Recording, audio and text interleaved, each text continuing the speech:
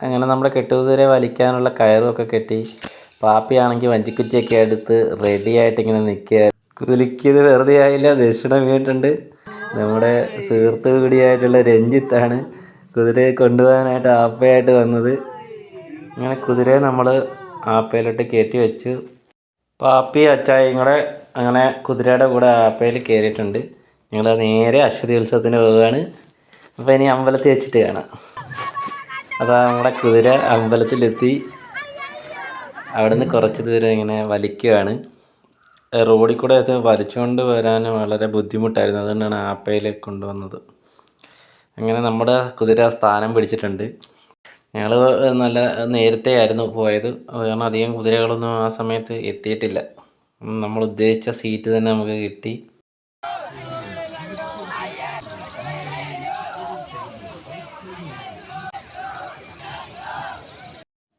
മനോഹരമായിട്ടുള്ള ഒരു ഹനുമാൻ്റെ രൂപം, പല വലിപ്പത്തിലുള്ള കുതിരകൾ, തേരുകൾ.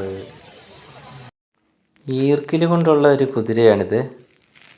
ഇങ്ങനെ വ്യത്യസ്തങ്ങളായിട്ടുള്ള പല കെട്ടുകാഴ്ചകളും ഉണ്ടായിരുന്നു. അതുകൊണ്ട് അടുത്തൊരു വെറൈറ്റി ആയിട്ടാണിത്. വളരെ ചെറിയ കുതിരകൾ, പെൻസിലിൻ്റെ ലെഡിൽ വരെ നിർമ്മിച്ചേക്കുന്നു. 1 സെൻറ്റിമീറ്റർ താഴെയുള്ള കുതിര മുതൽ 20 അടി വരെയൊക്കെയുള്ള കുതിരകൾ ഉണ്ടായിരുന്നു. 20 അടി ലിമിറ്റ് വെച്ചിരിക്കുകയാണ്. അതിന് മുകളിലോട്ടുള്ള കുതിരകൾക്ക് കയറാൻ പറ്റില്ല കോമ്പൗണ്ടിനുള്ളിൽ. അപ്പോൾ അതിനൊരു ബാരിയറൊക്കെ സെറ്റ് ചെയ്ത് വെച്ചിട്ടുണ്ട് 20 അടിയുടെ. അത് ശരിക്കും പറഞ്ഞു കഴിഞ്ഞാൽ കുംഭഭരണി മഹോത്സവത്തെക്കാളും കുറച്ചും കൂടെ വൈബാണ് അശ്വതി ഉത്സവം എന്ന് പറയാം. എനിക്ക് തോന്നുന്നു ശരിക്കും ചെറ്റുളങ്ങര എന്ന് പറഞ്ഞു കഴിഞ്ഞാൽ ഒരുപാട് ഉത്സവങ്ങളുള്ള ഒരു നാടാണ്. കുംഭത്തിലെ ഭരണി ഉത്സവമാണ്, മീനത്തിലെ അശ്വതി ഇവിടെ അതിനേക്കാൾ ഗംഭീരമായിട്ടുള്ള ഉത്സവം. കുട്ടികളുടെ ഉത്സവമാണെന്ന് വേണമെങ്കിൽ പറയാം. വരുന്ന കുതിരയ്ക്കും തേരിനൊന്നും കണക്കുകളില്ല. ആയിരക്കണക്കിന് ഇതേപോലുള്ള കെട്ടുകാഴ്ചകളാണ് അന്നത്തെ ദിവസം ഇവിടെ വരുന്നത്. ഈ ചുറ്റുകുളങ്ങര അന്നത്തെ ദിവസം ഒരു സ്വർഗ്ഗഭൂമിയായിട്ട് മാറും.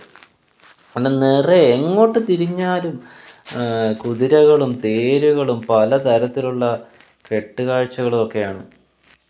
ശരിക്കും ഒരു സ്വർഗ്ഗലോകത്തെത്തിയ ഒരു പ്രതീതിയാണ്. ഇത്തരത്തിലുള്ളൊരു ഉത്സവം അല്ലെങ്കിൽ ഇത്രയധികം കെട്ടുകാഴ്ചകൾ മറ്റൊരു അമ്പലത്തിലുണ്ടോ എന്ന് എനിക്കറിയില്ല. ഇത്തരത്തിൽ കുംഭഭരണിയും മീനഭരണിയും കൂടെ ഒരുമിച്ച് ആഘോഷിക്കുന്ന, അതിനിടയിൽ 13 കരകളുടെ ഉത്സവങ്ങൾ വേറെയും വരുന്നുണ്ട്. 13 ദിവസം ഉത്സവം ശരിക്കും പറഞ്ഞാൽ ശിവരാത്രിയുടെ അന്ന് തുടങ്ങുന്നതാണ് ഇവിടുത്തെ ഉത്സവം എന്ന് പറഞ്ഞാൽ. അത് കഴിഞ്ഞ് അങ്ങോട്ട് കുത്തിയോട്ടമാകും. അത് കഴിഞ്ഞ് കുംഭഭരണി വരും. കുംഭഭരണി അങ്ങോട്ട് കഴിഞ്ഞ് കഴിയുമ്പോഴത്തേക്കും 13 കരകളാണ് ആകെയുള്ളത്. ആ 13 കരകളുടെ എതിരേൽപ്പ് മഹോത്സവമുണ്ട്. ഇതെല്ലാം കൂടെ കഴിയുമ്പോഴാണ് ഈ അശ്വതിയിലെ ഈ മീനമാസത്തിലെ ഈ അശ്വതി വരുന്നത്. മീനമാസത്തിലെ ഈ അശ്വതി നാളിലുള്ള ഈ ഉത്സവത്തിൻ്റെ പ്രത്യേകത എന്താണെന്ന് വെച്ച് കഴിഞ്ഞാൽ, കുംഭഭരണിക്കാണെങ്കിൽ 13 കരകളിൽ നിന്നുള്ള കെട്ടുകാഴ്ചകളാണ് എത്തുന്നത്. അവിടെ കരയ്ക്കാണ് പ്രാധാന്യം. ഇവിടെ അങ്ങനെയല്ല. കരയിലുള്ള ചുറ്റുളങ്ങരയിലുള്ളതോ അല്ലെങ്കിൽ അതിന് പുറത്തുള്ള ദേശത്തു നിന്നോ എവിടെ നിന്ന് വേണമെങ്കിലും നമുക്ക് നമ്മുടെ കെട്ടുകാഴ്ചകളുമായിട്ട് വരാം. കുതിരയും തേരും അതുപോലെ 13 കരകൾ അണിയിച്ചൊരുക്കാറുള്ള കെട്ടുകാഴ്ചകളും ആണ് കൊണ്ടുവരേണ്ടത്. അപ്പോൾ അങ്ങനെ എവിടെ നിന്ന് വേണമെങ്കിലും വരാം. നമ്മുടെ വീട്ടിൽ നിന്നും നമുക്ക് കൊണ്ടുപോകാം. അങ്ങനെ ഇഷ്ടമുള്ളവർക്കൊക്കെ കെട്ടുകാഴ്ചയുമായി വരാൻ പറ്റും എന്നുള്ളതാണ് അശ്വതി ഉത്സവത്തിൻ്റെ പ്രത്യേകത എന്ന് പറഞ്ഞാൽ. പിന്നെ അതുപോലെ തന്നെ ചുറ്റുവളങ്ങര അമ്മയുടെ അമ്മയാണ് കൊടുങ്ങല്ലൂർ അമ്മ എന്നാണ് വിശ്വാസം. അപ്പം അന്നത്തെ ദിവസം, അതായത് അശ്വതി കഴിഞ്ഞ് ഭരണി നാൾ രാവിലെ അമ്മ ഈ ദേശം വിട്ടിട്ട് സ്വന്തം അമ്മയായിട്ടുള്ള കൊടുങ്ങല്ലൂർ അമ്മയെ കാണാൻ പോകും എന്നൊരു സങ്കല്പം കൂടി ഇതിൻ്റെ പിന്നിലുണ്ട്. അങ്ങനെ ചുറ്റുകുളങ്ങരയിലുള്ള മക്കളോടെല്ലാം യാത്രയൊക്കെ പറഞ്ഞ് അങ്ങനെ പോകുന്ന അമ്മ പിന്നെ വരുന്നത് കാർത്തിക നാളിലാണ്. കാർത്തിക നാൾ രാവിലെ വരും.